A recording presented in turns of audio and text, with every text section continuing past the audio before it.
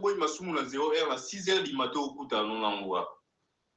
Neni nga penza le 31 na su na décision na bi na sumu ka souté. Le 31 na su déjà la décision na bi magambo yo nga na kota na ngo souté mama barando ya otake batu ya clasher sur batu. Maintenant la mukana tongo boye na fa na nga pete na baba lembu na nga pungi na yo fungola sous téléphone na yo kuta na dossier Mike Alambai. Hein, Mike Alambai au départ, il faut comprendre que tu es na français qui m'est ya souté. Wa maman aventurier. Wa maman aventurier non. Pourquoi la bengue aventurier? Yo nini pasteur na komone na dakumunda zaki en vie. Dakumunda sali ba émission tellement ébélé oya lobela ga sujet moko lobela poena na lobela likambo wana. Dakumunda andolo bango na ontepo atlaché soit na ni esengo émission ndingo lobi dakumunda no sala mo peut-être pour esengo ya ni émission. Biso to ando comprendre que dakumunda no sala mo pour à réveiller conscience ya nini ya ba chrétien ba comprendre qui est Mike Alambai. Ba comprendre mambosa la en cachette au bango va éviter.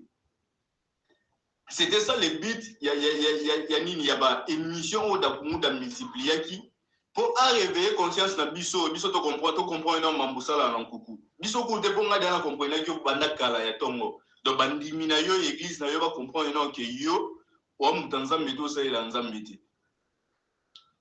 Siko ozeliga liwa dakumunda po ya répondre dakumunda. Dakumunda zaki vivant a lobaki soki yo oyebi que nini bosola ne jamais na téléphone yaka une émission les gars na télévision démentir ba mamunyo so lobaki to tika lo mona hote o les gars dem ko moko te na télévision pour démentir ba propos ya nani ya dakumunda bon lelo la yebi koute soki avant matin na podium soki be réveillon na so be nini yango so be nini ezwaki yo meli lo toko so be lungwila obani o clasher si nani dakumunda. Et puis, aux autres, témoin là, quoi de la cour, Kofi Olomide. Yo kasi Kofi à côté là.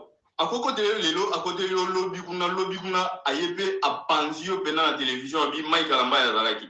Et c'est pas pour la première fois. Et ça comme Mambwa Dakunda là, nous sommes trois témoins, toi ba congolais, toi dit que Kofi aloba déjà une fois l'émission que ceux qui Mike Alamba ya koti lola ngapi na ngota lola. Aloba moi déjà émission de Yokati. Bon, les loyaux le Dakumunda. Et puis, aux hommes maudits, na chair.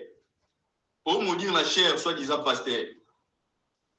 Papa, ou pasteur de Moututo et bien, ou pasteur de Moututo et bien. Oh, baba tutu, oh, basakana, il va 2020, 2021. Oh, ça la légion, na Zawadi. Na Zawadi. Yo so évité Zawadi, on a aza parmi banani, bien, Jézabel au diable a tindaki po ba komisa yo ozalelo. Po ba komisa no ozalelo. Zawadi déjà azaki andoye milanzambede. Azaki musicien, azaki mwana mwasi mo boye. Abimina ba sentiment na ifo yemba me ayebi no de kanini osaila. To yebi mo très bien. Ayemba lo ba seo nani. Mwasi ona bengi ko serde be eniso ya gaya ya munene abimia wa mukonza ba challenge ya TikTok ya nini. Donc, ils ont un sentiment, bon sentiment, mon boye, en avoir naïa bien, mais aïe battu aïe mangoni. Babatoumo ou basouga loi communé à Nathalie Makoma, deux déjà fait n'abandon. Boy, mais dans un méda, Zawadi Bazagi Bongo. Ils ont dit que Zawadi a dit c'est en Christ pour Nayo, Zawadi a commis Bongo. So que Zagi Bongo, Kassinani, Moïse Mbi et P. Fogoma Bongo. Pour Moïse Mbi et P. Pour aller dans la guerre. Pour les gars à la télévision, pour répondre à Maman Moïse Mbi. Au répondant Moïse Mbi a comment libomate pour la nini. Moïse Mbi a comment libomate au yabé de la biso ba masola Zawadi. Zawadi azaga déjà liboma na ya azaga déjà liboma bandakala ando bata masimana ni na sima Bible. Ya lwa ba femme tama bazawana bazé belé batu la bilo bosala ba fanti. Na Congo na biso to yebi qui est un bon serviteur de Dieu, to yebi bien. Serviteur de Dieu, tu es au serviteur à diable, tu es au serviteur à Boui. Yo za serviteur ensemble da. So za ki serviteur ensemble to linga to yebona na ba fouyi na yo. To linga to yeba yo na misala na yo, mais oza ba débauche, oza ba tribalisme, oza ba mamutellement ebele. Oza ba mamutellement ebele, o mi comme ça no pasteur na makazi. Yo za pasteur, wa pasteur da. wa pasteur te wando yembela nzambi et puis tolobela wando yembela nzambi wando yembela ndi nzambi avant simba bamamu na yo ano simba bakisi na yo ozaki mutu nzambi te bagua bakisi na yo nde commission bongo et puis on m'a tapé na cher olobela mutu déjà koufi alors qu'il azaki vivant ça lui plus de 10 émissions alobela ka sujet moko alobela ka mamu na yo o répondre en côté o leki na télévision te ozelika mukula kufi yo yewana oyena mo bandimi na yo o balandaka yo bango nyonso wandenge moko batono vide spirituellement bazane lo de bo yo moko na wane lo te na mutu spirituellement bala wane lo ta yo côté ya mutu nini muta se convertir au côté ya nini wana divorcer au côté ya no mutu nini ozana exemple à suivre te au côté ya na mutu nini na Congo na biso wana et puis ozolakela mutu oyo asala boye aolia pao papa Bible boy to maudire Bible lobi to bénir mambo maudire la chair eza mambo ancien testament dans le nouveau testament o Jésus lobi bénissez vos ennemis to ebi Bible papa ko ila biso ba trafic ya nini alia pao sa so beneli oza muta mukili c'est normal o sala ba mambo wana. C'est normal au sabama mwana ko yela biso ba trafic a te po mutu to ye bien ngo ko sa di ba tuna yo ko sa wana na l'église na bino ko sa ba ngo ba ndimi na yo ba zano ba no ne lo te na mutu wana il faut ko sa ba ngo biso ko sa disoti o tika na ko sa mutu awa te mai kalambai li c'est la bino za tellement moulai et ya tellement moulai ba fo chantre boza tellement ibele na mboka wana boza tellement ebele na mboka na biso wanga yo moko te quel pasteur oyebi na ote ya te ningo za bongo oyebi na ote ya te o matana chef pour le bani il faut bandolo baka n'importe quoi il faut clasher pour mukile ta la yo nani ota la yo maika la mai apa bandimi na yo mo bandimi o za na bango wana mo bandimi mukie wana bos nzambe na ngai tika osumu sabatu pardon to koti mbula sika père fanda na yo tika molimo da kumuda e fanda na ngo e pemba na kimia to yebike azaki na kawana azasuna kawana te da kumuda bima deja na kawana et puis oya loba lelo na yebi voix da kumuda te to solola da kumuda te to kutana da kumuda te na kalambai kaifo loba moya azaki vivant olobi na yebi voix na yede na yebi so pe neni te ba témoin ba bimi tellement ibeli basawana ba o ba témoigner makambo ndingi zalaki témoin oyo zuya na Kofi okanti Kofi a bomba yo Kofi a bomyo po oza mutu oza client na ye client loge na ye mais un jour Kofi na répétant Kofi a bima na télévision et puis mambo sala yo comprendre te on dimate ya mai kalambai botika osagana batu papa botika pena osagana batu botika osagana batu ebi ba sorte ba serviteur ils ont tellement ébélé il y en a pas misu ba beta musique na bango et ça va challenge à TikTok et ça va challenge à Facebook na réseaux sociaux et tout to yebi nani aza vrai chantre na mboka na biso to yebi très bien donc so tali boye au reprocher nelo moroté bien que tous abatu to ko juger bango te mais so tali be boye au reprocher nelo te po yemoko Christ alobaki to juger bango na ba fruit na bango to yeba bango na bizaleli na bango yo siko bizaleli na yo déjà za mabe ba fruit na yo za ya obola to lobani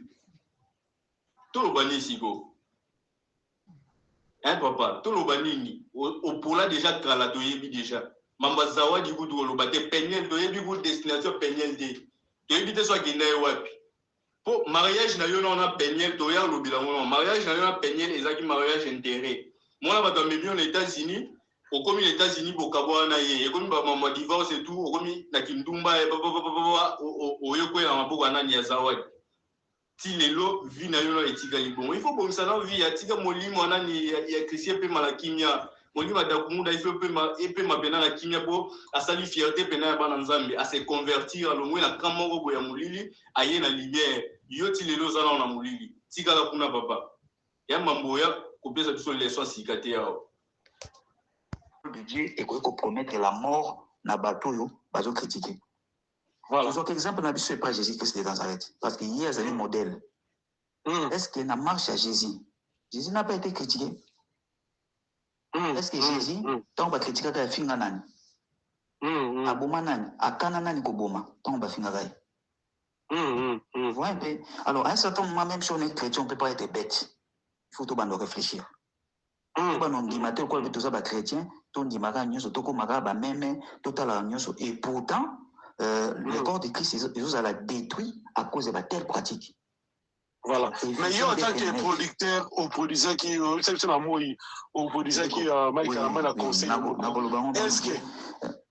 Est-ce que, ils allaient naïe, au cause de la bandeko, comportement comme chrétien, au moment qui bonza de moko, n'abisale naïe.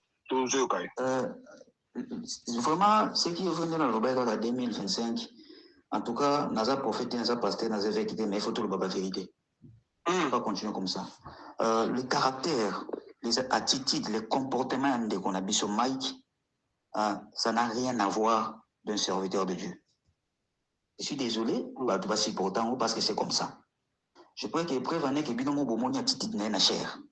Ça n'a rien à voir de serviteur de Dieu. Parce qu'un serviteur de Dieu, Azali n'a pas critère où il qualifie directement. C'est par quoi? C'est par le Saint-Esprit. Parce que dans le Saint-Esprit, il sera que mon tobandako est vrai de la part d'Anzambe. Parce que frère, on a le Saint-Esprit, il faut la reconnaître.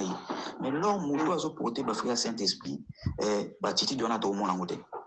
Bishop, Mike Kalamba, si sur tel na WhatsApp, na tinelio, photo moko wana kaka. Si c'est pour preuve, pour mon alo bana ko sate. Hein? Batona so moni na photo wana baza vivante. Balandanga na pachanga, na robenga sikoyo, bako témoigner. Vous comprenez? Donc, on attend na Mike Kalamba na kati ya wenjo bato ba bi wenja chishindo ba yebi. Au père zanga si wana ko témoigner akoma. Je suis tout à fait là. Je suis là. Oui, na kuitu. Voilà. Donc, na tamboli na ye, na kati ya jipi na ngaya rave kwa tuna ngaya noir. On a fait la propagande, il y a concert na wana. Avant il y a Robeta. Il y avait d'abord Thomas Lokofenda et Aliboso. Il y a Robeta. Après Thomas Lokofe, il y a aussi José Nzita et Yape Robeta. Il y a aussi Mama Laure Mbongo et Yape Robeta. Moïse Matuta aussi a Robeta na mboka wana. Mike Kalamba a wana, ngai munawata msena kati ya wenje, s'il vous plaît. Et le problème c'est quoi? Na me métier na kati ya église na biso. Le pasteur a dit que l'église na biso ko l'église obso azalaka na azalape, je crois azalaka na na Hollande. En Hollande. Alors, na kati église Mike à côté, nga à côté, tozo yemba, nzimbo na ya bonga na nzambe parce que je suis chanteur. Non, tu sais ce qu'on a au l'église. Je suis chanteur. C'est moi qui marche avec Mike Kalamba. Ba besoin na c'est moi qui le dépense. Mike Kalamba, l'attitude d'un serviteur de Dieu, tout le monde a la musique. Fandanaye, ou comprendre que non. Pour un serviteur de Dieu, lorsque vous en êtes pembeni, façon de parler naïe, façon de réfléchir naïe, maîtrise, il y a communication naïe. Au senti que Mouto azala na titi obanganzam. Mais pas na biso le to comment quoi accepter nyoso. Aux hommes na Mouto ba attitude naïe, ba caractère naïe, ou un serviteur de Dieu, il a démontré. Mais le col ka kabala c'est comme ya prophète, évêque, pasteur, ba mo bozo bangay. Songa biloko wana pana ngekota ati mais tellement ezalaki makambo ya mbongo cop il faut bosa nini bon bosa lango Kalambai, je vous dis moto a contredit bato baza na kutu ebele bayebi makambo na oloba bien que baloba bat nyonso te mais les noyaux ya bato baza na bayebi makambo na oloba. J'ai encore d'autres photos, j'ai encore d'autres prises à photo. Pour exemple, chanteur Nemoro DJ 6, au baby DJ 6, DJ Solution. Atika na Luanda. Botou n'a répété pourquoi? À cause d'un bongo. À concert. Na Luanda, concert on de quoi témoigner, na monde concert à Luanda, à foutre ba musicien te. Abou a coupé ça ba bongo. Ba comment tu na coûte ba beti à concert wana. Et ça Mike Kalamba $3,000. $3,000 pour ça Mike Kalamba. Les mêmes choses à ça là quand on a concert à ça na Paris. Ndingi mo kita kuna kuita ça la concert du Okani banda 18h ou plus tard 19h c'est là pour 2 heures du temps. Mike Kalamba matin à podium juste 19h à Imbaraka des chants à Kiti. À Kiti ba musicien ba ça nyoso. Voyez un peu le comportement ya bateau lelo. Est-ce que pour un homme qui oazali digne na engagement na responsabilité na à cause de telle chose? Kuite za Angola. Bazo kuite na Angola. Voilà. En Angola. Donc cela veut dire, Mike Kalamba et moi je vous dis, c'est pas que Nazar pour italien doit balo cancer, toi au poté bozo bati. To comme n'attend, il y a kozong sa motam na place na yi. Parce que bande kuna biso ndi ba fan na ba église wana, ba église biso to mona kesi ska ko kendia ko sangana poko adorer, ba komisa bango, ba commerce, ba komisa bango pour la panier à coller la mbongo. Comment c'est possible un homme de Dieu?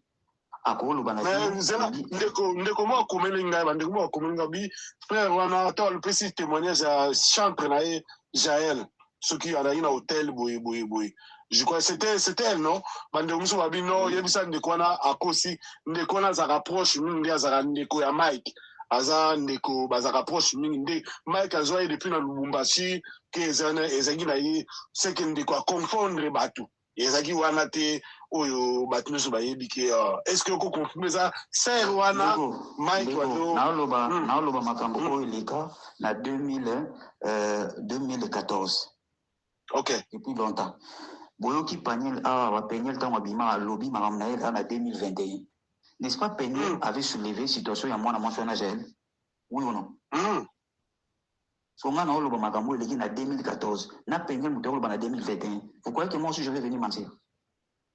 Donc c'est que ezalaki déjà c'est que Peniel azali na raison aloba makambo ezalaki bazali nango depuis kala ba 6 ans déjà Peniel ntango alingi Peniel ekokuta ye déjà azalaka na mwana mwasi abemaka na ye et non seulement ça bato misusu baoloba bayebi te moni Mike Kalamba non seulement ça nazobisa bino susu bato bayebi bato balandaka musique bien balandaka bato wana surtout biso toza na monde wana toyebi yango bien.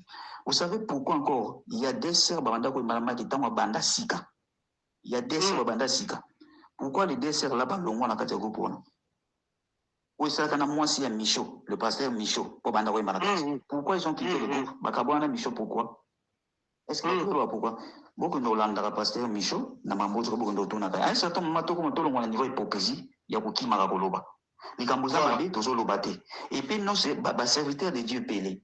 Baza complice ya malheur zo kota na kati ya corps de Christ. Pourquoi? Bali koloba vérité te. Bali kotambola na mensonge na lokuta pour leurs intérêts propres. Depuis quand Christ a boya koloba vérité devant le mal?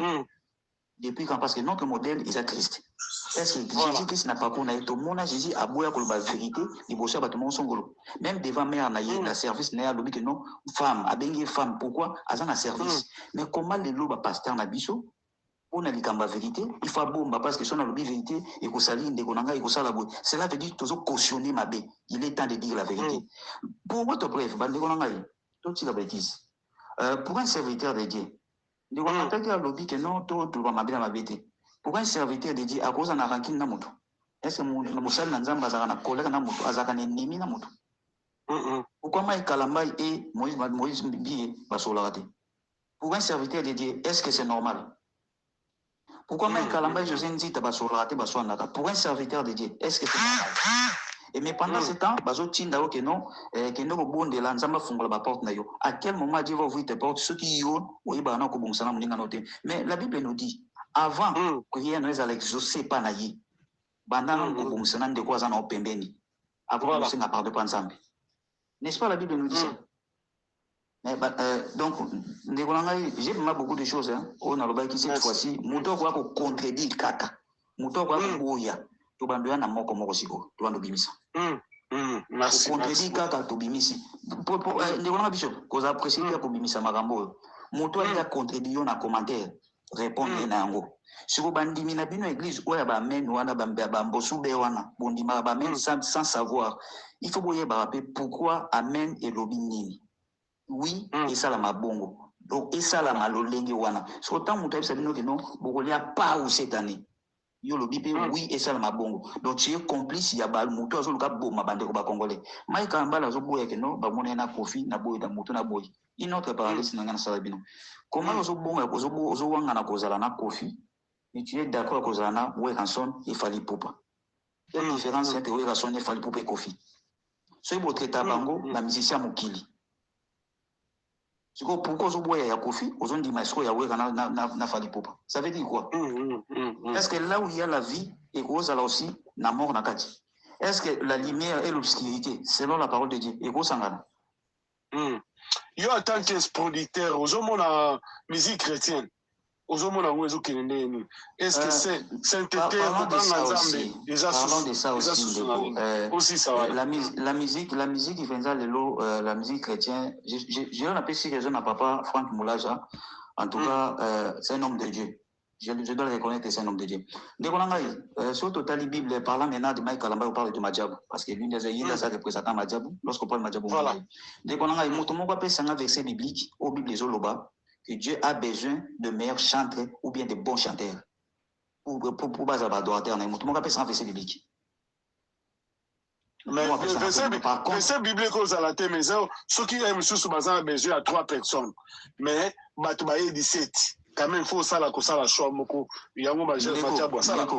raison pour laquelle la Bible, la Bible est le modèle, c'est comme le code de la route, notre manière de fonctionner en Tambola. Verset biblique, l'obité, Dieu a besoin de vrais chanteurs, Dieu a besoin de vrais adorateurs. Ou pour être un adorateur, pour être un adorateur, n'est pas seulement être un chanteur, n'est pas seulement être pasteur, mais pour être un adorateur, c'est celui qui se conforme à la vraie parole, à la vraie identité du Christ. Ou un adorateur. Donc l'adoration n'est pas seulement chanter. Non, pas du tout. L'adoration peut être ta prière. L'adoration peut être ton attitude. C'est ça l'adoration.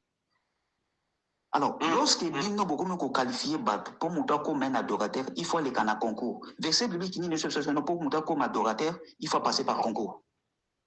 Verset biblique. Alors, sachant que on a besoin d'un concours. Je suis désolé, on a besoin d'un concours. Or, concours, c'est la qualité. C'est d'abord l'effort personnel. Est-ce que pour servir Dieu, tu dois faire ton effort? Tout ça, la ranzame de l'effort, on a dit ça. Tout ça, la ranzame de l'olengeni. À un certain moment, on doit être vraiment naboyebi. Tout le monde doit comprendre ma gamme. Cela veut dire que ça n'a rien à voir avec les Cambouis, être un adorateur. Donc, cela veut dire que Namadjabou va former artistes. Mais ils ont formé par adorateurs. Or, avoir des artistes, c'est par là le vrai adoration, ils ont bon gabiso. Comme adorateur, pour kaka, ils ont une belle voix, parce que pour y barakoyer, ils comme adorateur. Non, pas du tout. Je suis désolé. Mais ils ont ma bête côté artiste dans la condition bien parce que ma diabou to boy ngote ma diabou le appelle si couleur mususu na ba chantre ozomona clip comme ndenge mo neti moi couleur ndenge mo ya ba fali moi le ndenge moko ezala atie moi na moni za ma bête quand même ndiko to kitoza la kana nazoloba eza mabete soki eza na cadre concours donc akoko yamba ba mission ndenge nyonso akoko obligé batona te soki koyemba il faut koyemba na kombo nzambe non moto pa koya na majabu ayembi na yepe na bolingo na makambo nyonso nde tomona pe ba fali ba fait ba yemba c'est comme ça. Mais pourquoi maintenant batona tomba ya yembi na qualité na il faut orienter ya oyemba na kombo nzambe, tu vois un peu, c'est ça qui t'a dit que moi na wana ya ki wana jeune wana ki yemba na vocation ezalaki abando yemba nzambe. Vous comprenez que ça obligation beaucoup de imposer bango de l'ensemble. Merci beaucoup Toloba. Merci beaucoup total si c'est possible to compte. Bandeko ngai. Bobi ke mboko atolobi to boy masumu na 0h à 6h du matin okuta non ngwa. Neni nga penza le 31 na suna nga décision na bi na sumu ka souté. Les 31 ensuite déjà la décision la bima gambo yonga na kota na ngango soute mabarando ya otake batu ya clasher sur batu. Maintenant la mukana tongo boye na fa na nga pete na baba bulembu na nga pungi na yo fungola sous téléphone na yo kutana dossier Mike Kalambai. Mike Kalambai au départ il faut comprendre que tu es na français qui mi ewe ya soute wa maman aventurier. Maman aventurier non. Pourquoi la bengue aventurier? Yo nini pasteur na komone na dakumunda zaki en vie. Dakumunda sali ba émission tellement ebelé o ya lobela ga si je mo ga lobela poena a lobela likambwana. Dakumunda andolo bango na ontepo atlaché soit nani esengo émission ndingo lobi dakumunda no sala mo peut-être pour esengo yani émission. Biso to ando comprendre que dakumunda no sala mo pour à réveiller conscience ya nini ya ba chrétien ba comprendre qui est Mike Kalambai ba comprendre mambo sala en cachette au bango ba yebité. C'était ça le but ya nini ya ba émission au dakumunda multiplier qui pour réveiller conscience na biso to comprendre na mambusala na nkuku biso ko te ponga dana comprendre que banda kala ya tongo do bandimi na yo église na yo ba comprendre non que yo wa mutanzambe to sa ila nzambe. Siko ozeliga liwa da kumuda po ya répondre da kumuda. Da kumuda zaki vivant a lubaki soki yo oyebi que nini bosola ne jamais na téléphone. Yaka une émission les gars na télévision démentir ba mamnyo so lubaki. To tika lo mona hôtel. O les gars de mkomo ko na télévision pour démentir ba propos ya nani ya da kumuda. Bon lelo la yebi koute soki avant matin na podium soki be réveillon na so ben nini yango so ben nini ezwaki o meli lo toko so be lungwila. Obani au clasher si unani da kumunda. Et puis aux autres oyebi muto autres témoin là quadrakura. Kofi Olomide. Yo kasi Kofi à côté là. À côté lelo à côté lobby kuna ayepe a panzio pena la télévision bi Mike Kalamba ya zalaki. Et c'est pas pour la première fois. Ezaka mambo da kumunda là. Biso to ba témoin to ba congolais to yebi que Kofi aloba déjà une fois l'émission que soki Mike Kalamba ya koti à côté lola ngapi na kota lola. Alors, moi déjà émission de Yokati. Bon, les loyaux, le Madakumuda. Et puis, aux hommes maudits, na chair. Aux maudits, na chair, soit disant pasteur. Papa, ou pasteur de Moututo et bien, ou pasteur de Moututo et bien. Oh, baba tutu, oh, basakana, il y a 2020, 2021. Oh, ça, la légion, na Zawadi. Na Zawadi. Yo so yebite Zawadi wana aza parmi nani benga ba Jezabel au diable atindaki po ba komisa yo ozalelo po ba komisa no ozalelo Zawadi déjà azaki andoye milanzambe de azaki musicien azaki mwana mwasi mo boye abimina ba sentiment na ifo yemba mais ayebi no de kanini osaila to yebi mo très bien. Aye mbelwa ba seo nani moi si on a bengi ko CRD ba emiso ya gaya ya munene ya bimia wa mukonza ba challenge ya TikTok ya nini donc ils ont ba sentiment bon sentiment mo boye ana voix na ya bien mais aye baté aye mango nini ba batumo bo ba suka lwa ba komune ya ba Nathalie Makoma to ebi déjà fait na bango ba ye milanza meda ba Zawadi ba zaki bongo ezate ke Zawadi azaki sera en Christ po na yo Zawadi akomi bongo soki ezaki bongo kasi nani Moïse Mbi epe ifo koma bongo po Moïse Mbi epe wane na baguerre olega la télévision pe orépondre mama Moïse Mbi orépondre Moïse Mbi akoma liboma te pona nini Moïse Mbi akoma liboma te oya betela biso ba masola Zawadi azaka déjà liboma na ya azaka déjà liboma bandakala ando batama simana ni na sima Bible ya lwa ba femme Tamar bazawana bazebele batu na bilo bosala ba aventure na Congo na biso toyebi qui est un bon serviteur de Dieu toyebi bien serviteur de Dieu toyebi au serviteur à diable toyebi au serviteur à boyi yo za serviteur nzambe ta so za ki serviteur nzambe tolinga toyebona na ba fui na yo tolinga toyeba yo na misala na yo mais oza ba débauche oza ba tribalisme oza ba mamutellement ebele Osaba mamuteme belo mi comme ça non pasteur na makazi yo za pasteur wa pasteur de wando yembela nzambi et puis otolobela wando yembela nzambi wando yembela ndi nzambi avant simba ba mamuna yo ano simba ba kisi na yo ozaki mutanzambi bagua ba kisi na yo ndi commission bongo et puis on m'a tapé na cher olobela mutu déjà kufi alors qu'il azaki vivant ça plus de 10 émissions olobela ka sujet moko olobela ka mamuna yo o répondre en côté au leki na télévision de ozelika mukula kufi yo yewana oyena mo bandimi na yo o balandaka yo bango nyoso wandeki moko batono vide spirituellement bazane lo de bo yo moko na wane lo te na mutu spirituellement bala wane lo ta yo côté ya mutu nini muta se convertir au côté ya nini wana divorcer au côté ya no mutu nini ozana exemple à suivre te au côté ya na mutu nini na Congo na biso wana et puis ozola ke la mutu oyo asala boye aolia pao papa Bible boy to maudire Bible lobi to bénir mambo maudire la chair eza mambo ancien testament dans le nouveau testament o Jésus lobi bénissez vos ennemis to ebi Bible papa ko ila biso ba trafic ya nini alia pao sa so beneli oza mutamukili c'est normal o sala ba mambo wana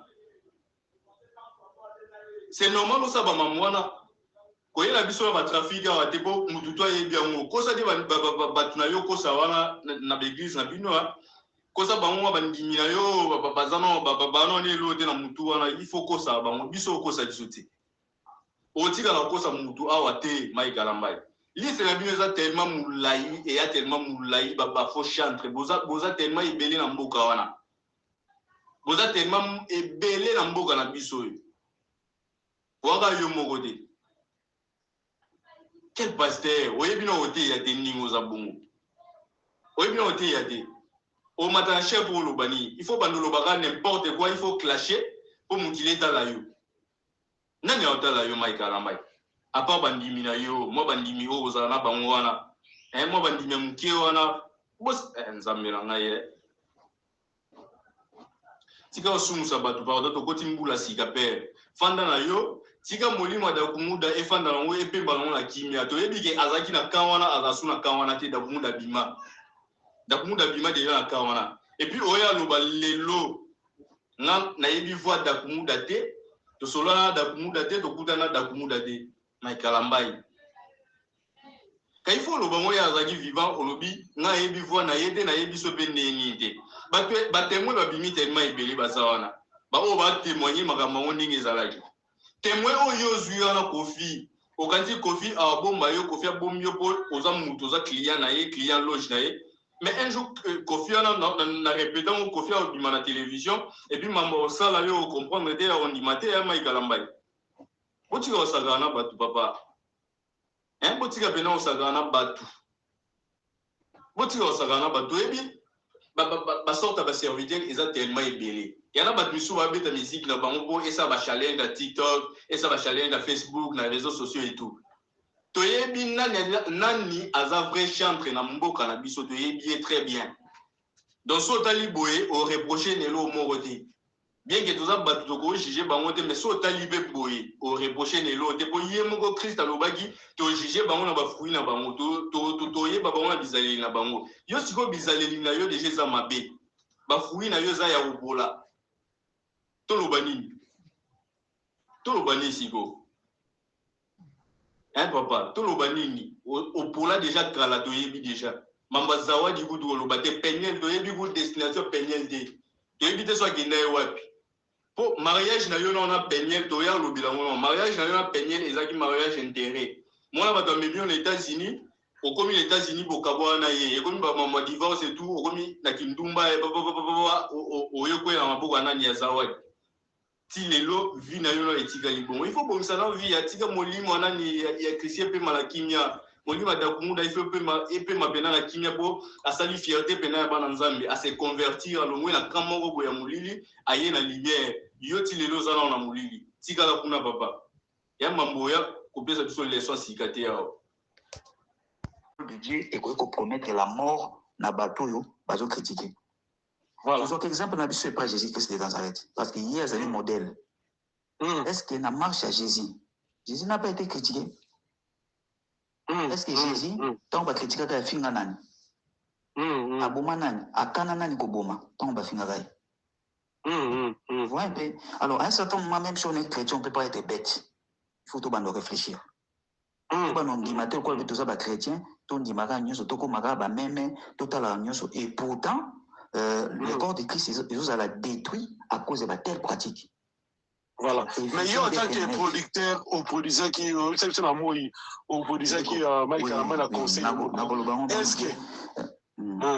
est-ce que ils allaient au cause de la bandeko, comportement comme chrétien, au moment qui bonzambe moko na bizalinaï. Vraiment, ce qui est venu dans le Bible en 2025, en tout cas, Naza prophète, Naza pasteur, Naza vérité, mais il faut tout le la vérité. On ne peut pas continuer comme ça. Le caractère, les attitudes, les comportements de qu'on a vu sur Mike, ça n'a rien à voir d'un serviteur de Dieu. Je suis désolé, bah, tu vas s'y pourtant parce que c'est comme ça. Je crois que preuve en est que binomo bomoni attitude n'est pas chère. Ça n'a rien à voir de serviteur de Dieu. Parce qu'un serviteur de Dieu, Azali n'a pas critère ou est qualifié directement. C'est par quoi? C'est par le Saint-Esprit. Parce que dans le Saint-Esprit, il est ça qui est mon bandako œuvre de la part d'Enzambe. Parce que bafui on a Saint-Esprit faut la reconnaître na ye. Mais l'homme moto azo porter bafui Saint-Esprit batiti dona to mona ngote. Bishop Mike Kalamba nasi so tel na WhatsApp na yo na tindeli yo photo moko wana kaka. Si c'est pour preuve pour mona lo bana ko sate. Hein? Bato nyonso moni na photo wana baza vivante. Balandanga na pachamba na robenga sikoyo bako témoigner. Vous comprenez? Donc na tambo na Mike Kalamba na kati ya wenjo bato ba bi wenja chishindu bayebi. Ope azanga si wana ko témoigner akoma. Je suis tout à fait là. Je suis là. Oui, na kuitu. Voilà. Donc, na tamboli na ye, na kati ya dit na nga ya rave kwa na nga ya noir. On a fait la propagande ya concert na wana. Avant ya Robeta, il y avait d'abord Thomas Lokofenda ya Liboso. Ok. Ya Robeta. Après Thomas Lokofe, il y a aussi José Nzita à Yape Robeta. Il y a aussi Mama Laure Mbongo à Yape Robeta. Moïse Matuta aussi aya kobeta na mboka wana. Mike Kalambai aya wana ngai munaota msena kati ya wenje s'il vous plaît. Et le problème c'est quoi? Na memeti na kati ya église na biso. Le pasteur a dit que l'église na biso ko l'église biso azalaka na azalape je crois azalaka na na Hollande. En Hollande. Alors na kati ya église Mike à côté, nga à côté, tozo yemba nzimbo na ya bonga na nzambe parce que je suis chanteur. Na ote biso na ote église. Je suis chanteur. C'est moi qui marche avec Mike Kalambai. Bah, besoin c'est moi qui le dépense. Mike Kalambai, l'attitude d'un serviteur de Dieu, tout le monde a un musica. Fandanaye, ou comprendre que non. Pour un serviteur de Dieu, lorsque vous en êtes béni, façon de parler naïe, façon de réfléchir naïe, maîtrise, il y a communication naïe. Au senti que Moutoyo, azala na titi obanga nzambe mais pas na biso lelo to comment quoi accepter nyonso ozomona moto ba attitude na ye ba caractère na ye ou un serviteur ils ont démontré mais le col kaka balati kombo ya prophète évêque pasteur ba mo bozo banga zomona songa biloko wana pa na kota ate mais tellement zaki makambo ya mbongo cop il faut bossa nini bossa lango Kalambai je vous dis moto a contredit bato bazana kutu ebele ba yebi makambo na oloba. Bien que mais les noyaux, il y a bateau bazana baï mamnoloba. J'ai encore d'autres photos, j'ai encore d'autres prises à photos. Pour exemple, chanteur Nemoro Didier Six, au baby Didier Six, Didier Solution. Atika na Luanda. Botou n'a répété pourquoi? À cause d'un bongo. T'as concert, na Luanda, concert on de quoi témoigner, na moins de concert à Luanda, à photo ba musicien te. Abou a coupé sa bongo. Bah, comment tu n'as coûté babeti à quoi concert wana? Pesa Mike Kalambai $3000.